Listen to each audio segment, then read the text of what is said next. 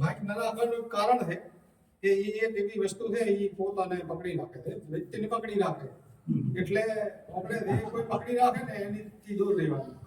Open કોઈ પકડી રાખવું નથી, આપણે કોઈને પકડી રાખવું. આજ સંવિધાન દિવસે આપ સૌ વધાર્યા તો આપનું સ્વાગત છે. બધાનો નામ લઈને બધું ટાઈમ તો નથી, એટલે હું ટાઈમ બરબાદ નથી કરતો. હું મારો પોતાનો એક દાખલો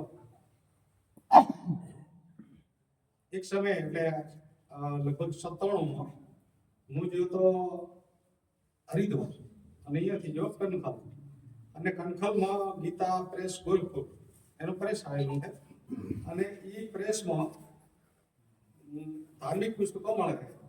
હવે એ પુસ્તકો મેં જોયા એ વખતે હું ઘણા ડૂબ હતો ધર્મમાં, અને મને ધાર્મિક પુસ્તકો બહુ પસંદ હતા, એટલે મેં 4 પુસ્તકો જોયા. અને એક પુસ્તક આટલું હતું વિષ્ણુ પુરાણ, એટલે મેં સાઈડમાં બેઠા. પછી એને કીધું અહીંયા લઈને સીધું કાઉન્ટર ઉપર તો એટલે કિંમત લખી દીધું હોય એ પ્રમાણે પૈસા આવો. એટલે ઓલે મેં એક બાજુ મળ્યું ને એટલે કે આ પેલું આ તમે ચમ ના લીધું, એટલે મેં એને એવું કીધું કે વતનદાર છે બહાર, એટલે નારાજ થઈ ગયો.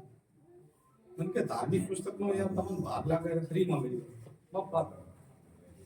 ગીતાની ચોપડીની નોંધણી આવે છે એની કિંમત લગભગ તો તમે 6 રૂપિયા. અને શિવ પુરાણ, વિષ્ણુ પુરાણ, દેવી પુરાણ આની કિંમત 160 થી ઉપર કોઈની નથી. અને એની જે છે વજન એ મિનિમમ 7 કિલો 5 કિલો થી કોઈ ના થતું. એ તમે 160માં ખરીદી અને પસ્તીમાં હાલવા દો ને તો તમને 200 રૂપિયા મળે. 200 રૂપિયા પસ્તીમાં એનું એનો નફો પડીકા પેક તમે વેચી મારો તો તમને એના 200 રૂપિયા ઉભા થાય. એ ઓફર મળે છે 160 કે 200. રાજ આપણે આપણા ઘરમાં એ પુસ્તકો વસાવા હતા, એ વાંચવા હતા, અને એનું અધ્યયન કરીને એ પ્રમાણેનું આપણું જીવન છે.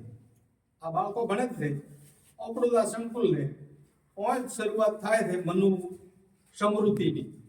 બાબા સાહેબના બંધારણની વાત તો આવે, અને હું તો બેંક કાર્ડ છું એક, અને એટલી બધી છોકરો કાઢી છે ને, એટલે આનું બંધારણનું કે બંધારણના નિર્માતાનું કે એના આદર્શોનું હનન થાય છે.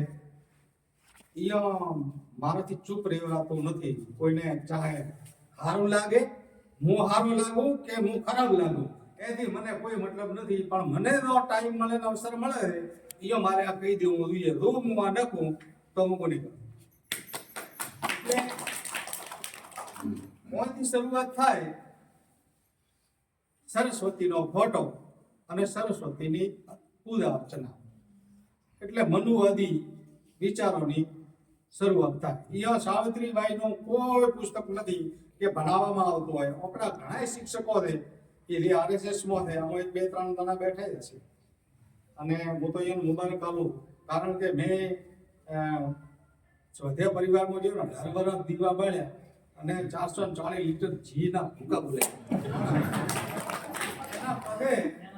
એના પગે ગુલામગીરી વાંચ્યું અને મને ખબર પડી કે ચાલો 18 વર્ષની તપસ્યા તો નકોમી છે, અને અમે ખોટું કર્યું છે.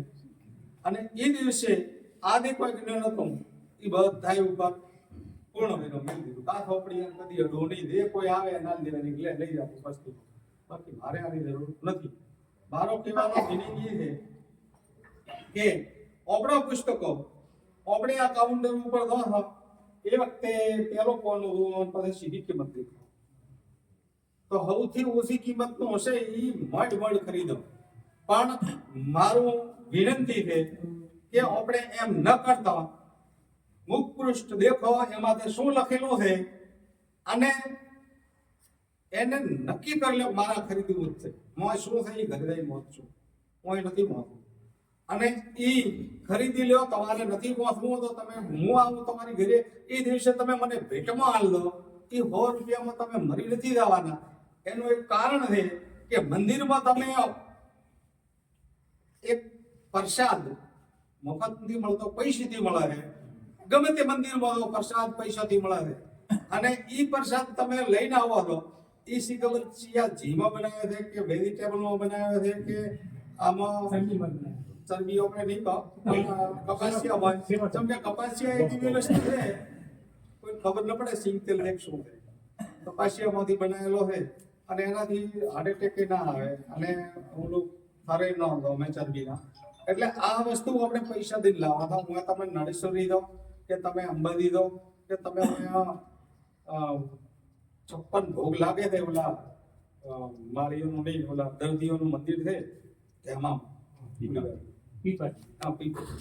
હવે ઈયો 56 ભોગ મળે લાગે છે, અહીંયા પ્રસાદ મળે.